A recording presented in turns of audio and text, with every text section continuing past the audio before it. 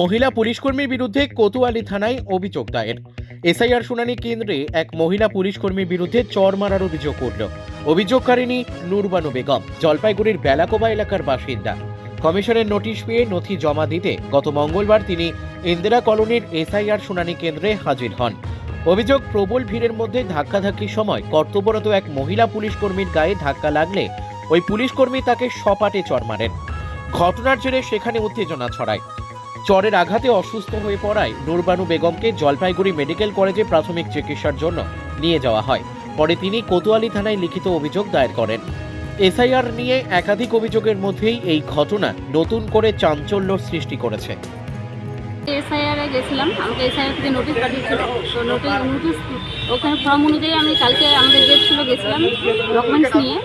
তো আমি রীতিমতো ফার্স্ট টাইমের দিকে আমি ডকুমেন্টস জমা দিলাম, যা যা ডকুমেন্টস চাইলো সব কিছু দিয়ে নোটিশ ফর্ম জমা দিয়ে যখন মানে আমাদের হয়ে গেল কাজ, তখন বললাম যে আমাকে রিসিপ্টটা দেন। তখন বললো যে একটা তোমার কাছে জেরক্স আছে, তো একটা নর্মাল জেরক্সে সই করে দিল। তখন আমরা বেরোয় আসলাম, আমি জানি ওরকমই সিস্টেম হয়তো। তখন বেরোয় আসার পরে বাইরে শুনতেছি রিসিপ্ট খুবই ইসে হচ্ছে যে সবাই রিসিপ্ট ছাড়া কেউ মানতেছে না। তো রিসিপ্ট সবাই নিবে, তো আমার সামনে দিয়ে একজন বয়স্ক লোক রিসিপ্ট নিয়ে গেল। আমি দেখলাম যে রিসিপ্ট যখন দিচ্ছে, উনি যখন রিসিপ্ট পাইলো তো আমরাও পাবো, যেহেতু পাইনি ফার্স্টের দিকে আমার হচ্ছে, যার জন্য আমরা যাচ্ছিলাম রিসিপ্ট নিতে, কয়েকজন মহিলা যাচ্ছিলাম।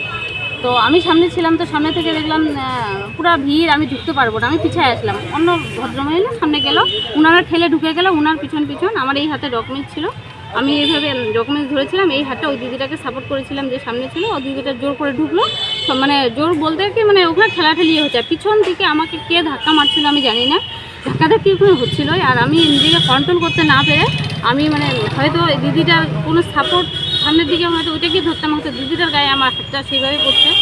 কিন্তু দিদিটা কি করলো, কোনো রকম কোশ্চেন জিজ্ঞাসা করলো না, কিছু করলো না, আমাকে দিল গালে চড়। দিদিটা কে? এটা একটা পুলিশ দিদি, যিনি ডিউটিতে ছিল।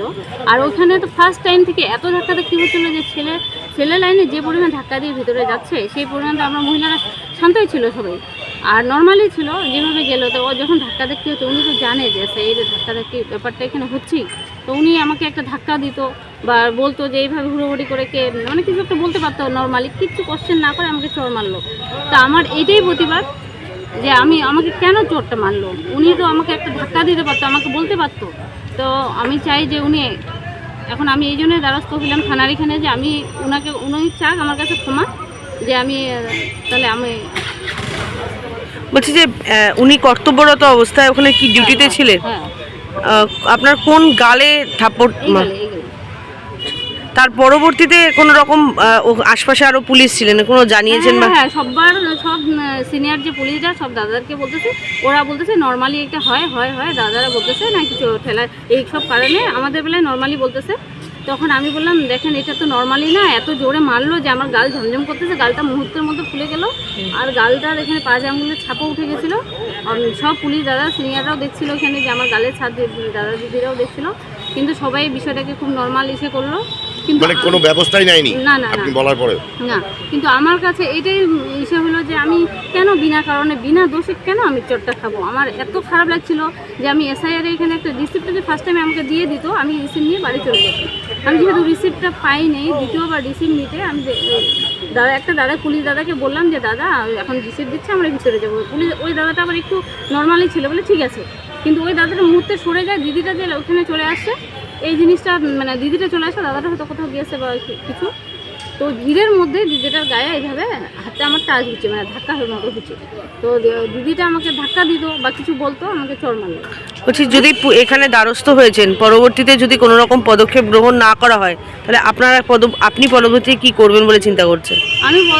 আমি শুধু এইটুকুনি চাই যে উনি আসুক, এই মুহূর্তে আমি চাই যে ওনাকে নিয়ে আসা হোক, এখানে নিয়ে আসা হোক, উনি ক্ষমা চাক, এখান থেকেই মানে ক্লোজ ব্যাপারটা, যেন নেক্সট টাইমে আরও কাউকে এরকম ব্যবহার না করে।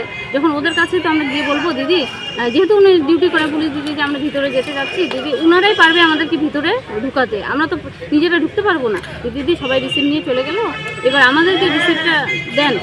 যদি ক্ষমা না চায় তাহলে কি চাইছেন? ক্ষমা না চান তাহলে কি চাইছি, তাহলে তো দিনে দিনে এইভাবে এটা সহযোগিতা কেউ পাবেও না, আর দিনে দিনে পুলিশের কাছে আরও মার খেতে হবে সবাইকে, এটাই হবে।